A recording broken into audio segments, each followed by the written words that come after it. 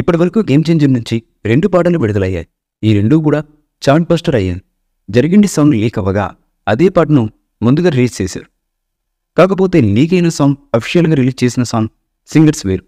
కానీ leaked వెర్షన్లో vocals బాగున్నాయన్న top రావడంతో సినిమాలో అదే సాంగ్ ఉంటుందనే తమన్ చెప్తున్నారు. ఈ పాట చూడడానికి విజువల్ పరంగా శంకర్ మాల్ సెట్లో అద్భుతంగా ఉంటుందని చెదరైనట్టు చెబుతుంది. ఇక రీసెంట్గా రిలీజ్ అయిన రామచ్చా సాంగ్ సోషల్ మీడియాను షేక్ చేస్తుంది.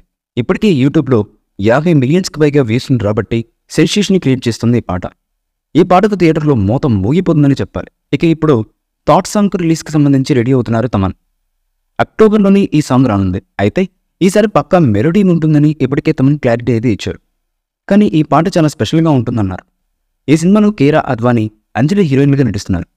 చరణ్ తండ్రి కొడుకులుగా డ్యూయల్ రోల్ చేస్తున్నారు ఈ మూవీలో. ఇప్పటికే జరగండి సాంగ్లో చరణ్, కేరా జోడీని చూసాం.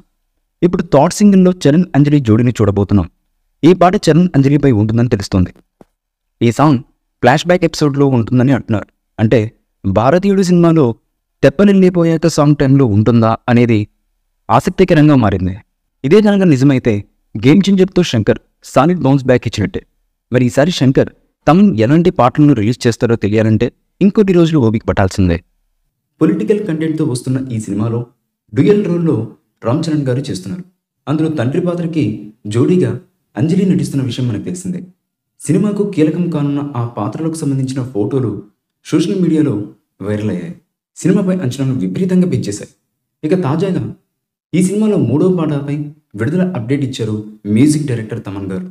ఈ మూవీపై మీ అభిప్రాయాన్ని కామెంట్ బాక్స్లో తెలియజేయండి. ఈ వీడియో మీకు నచ్చితే లైక్ చేయండి, షేర్ చేయండి, కామెంట్ చేయండి.